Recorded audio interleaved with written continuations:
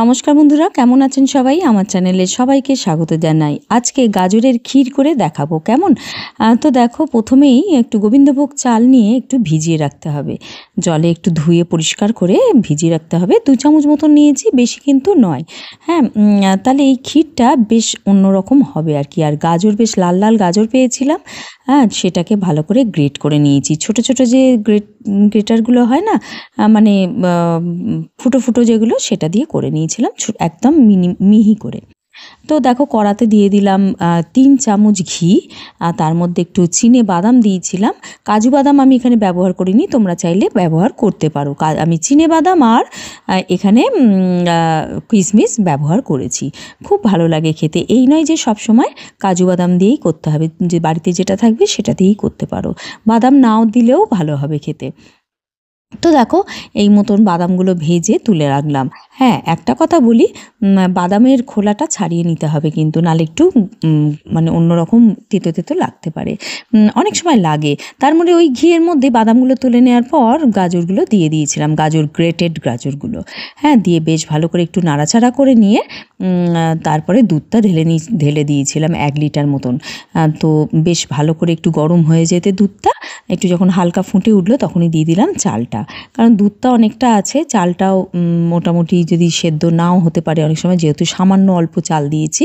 আর দুটো দেখো এখানে ছোট এলাচ দিয়ে দিলাম, গন্ধটা ভীষণ ভালো আসে। একটু খোয়া ক্ষীর দিয়েছিলাম যাতে দুধটা খুব তাড়াতাড়ি ঘন হয়ে যায় বা স্বাদটাও ভালো আসে। তো দেখো, এই মতন খুব ভালো করে চালটা যতক্ষণ না সিদ্ধ হচ্ছে সেই মতন এটা কিন্তু মানে রান্না করতে হবে। তারপরে একটু দিলাম লবণ। একটু লবণ, সবাই বলে তো, মারা বলতেন যে একটু লবণ দিলে এরকম মিষ্টি কিছু পায়েস টায়েস করলে খুব ভালো হয় স্বাদ আর কি। আর দেখো এখানে দিলাম, দেখো কেশর ছিল আমার বাড়িতে তাই দিয়েছি একটু, স্যাফরন তো একটুখানি দিলাম, ভালো লাগে, স্বাদটাও গন্ধটাও ভীষণ ভালো আসে।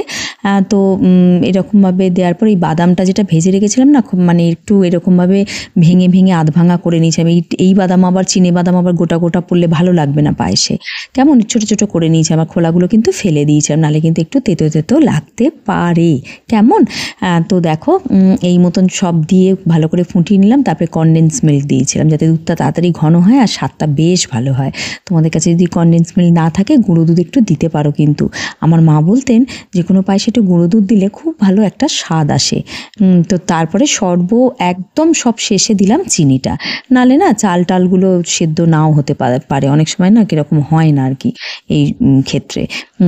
তো দেখো, ভালো করে দিয়ে খুব ভালো করে মিশিয়ে নিতে হবে, ব্যাস রেডি হয়ে যাবে। 1-2 মিনিট একটু ফুটিয়ে নিও, তার যাতে চিনিটাও গলে যায় আর চিনির যে মানে মিষ্টিটা সব এই মানে চালের মধ্যে আর গাজরের মধ্যে চলে যায়। ব্যাস একটু ঠান্ডা হলে কিন্তু পরিবেশন করো, গরম গরম কিন্তু নয়, কেমন। আর ওপর থেকে দেখো একটু বাদাম কুচি রেখেছিলাম, দিয়ে দিলাম। আর আমার কাছে ছিল হচ্ছে রোজ প্যাটেল, মানে পাপড়ি আর কি, শুকনো ড্রাই করা, ড্রাই যেগুলো পাওয়া যায়, তো সেটা একটু ছড়িয়ে দিয়েছিলাম। বেশ ভালো লাগে কিন্তু, এরমভাবে খেয়ে দেখো তোমরা একদিন। মানে তো বন্ধুরা, আজকের মতন তাহলে এইটুকু থাক। কাল আসছি নতুন কোনো কন্টেন্ট নিয়ে। ভালো থেকো, সুস্থ থেকো। Thank you friend.